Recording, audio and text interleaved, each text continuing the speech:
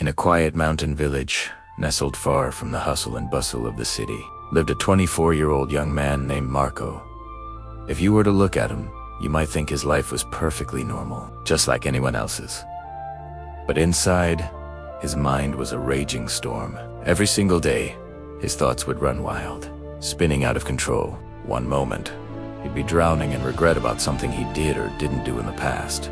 The next, he'd be paralyzed by fear of what the future might hold. This constant mental chatter was exhausting. He couldn't sleep at night, his mind replaying every mistake and imagining every possible disaster. He found it impossible to smile, to feel joy, or to simply rest. His mind never, ever stopped talking. It was a relentless narrator, and the story it told was always one of worry and anxiety. He felt trapped in his own head, a prisoner to his own thoughts. One afternoon, while sitting listlessly in the village square, he overheard some travelers talking about a wise old man who lived in a faraway village, deep in the hills. They said he was a retired psychologist, known for his incredible ability to help people find peace within themselves. As Marco listened, a tiny flicker of hope ignited within him. A quiet whisper in his heart said, maybe he can help me.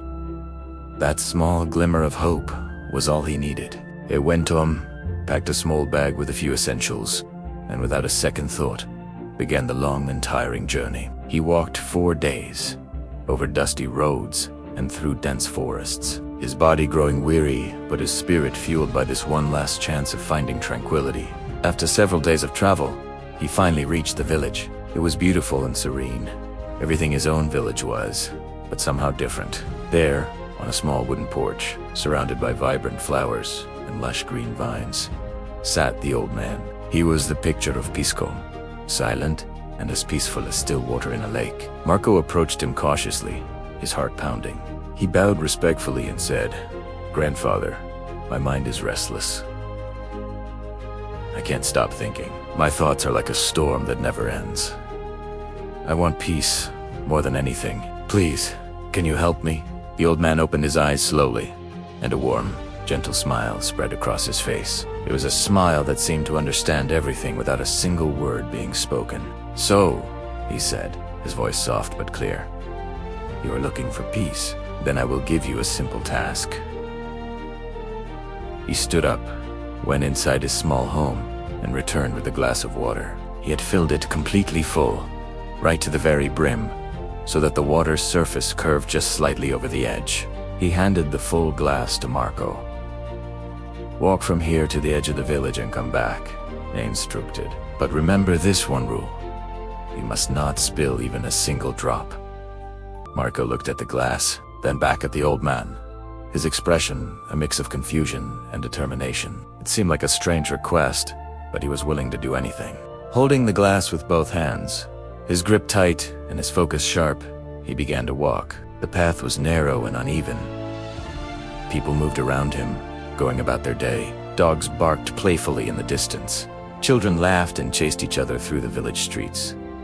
But Marco saw and heard none of it. His entire world had shrunk to the shimmering surface of the water in the glass. His eyes were fixed, unwavering, on that single point of focus.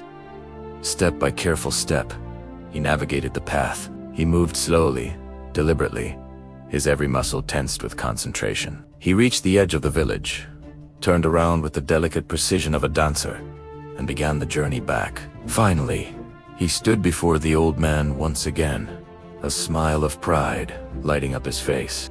He held out the glass, still perfectly full. "Grandfather, I did it," he exclaimed, his voice filled with relief and accomplishment. Not a single drop fell. The old man nodded gently, his kind eyes twinkling. "That is good, my son. Very good. But tell me something." He paused. "While you were walking, did you see the children playing in the street? Did you hear the dogs barking in the yards?" Marco thought for a moment, then shook his head. "No," he admitted. "No, I didn't notice any of that. I was only focused on the glass of water. I was so worried about spilling it." The old man's smile widened. "That, my son, is peace." Marco looked at him, puzzled. The old man continued, "When your mind stays fully in the present moment, not lost in yesterday's regrets, not anxious about tomorrow's worries. It becomes quiet. When you are completely absorbed in what you are doing right now, there is no room for fear, no room for worry, no room for confusion. There is only awareness, only the now. In that instant, everything clicked into place for Marco. It was a moment of profound clarity. Peace wasn't some distant treasure he had to find or some prize he had to win. It was never something out there. It was already inside him, patiently waiting for him to discover it in the stillness of the present moment.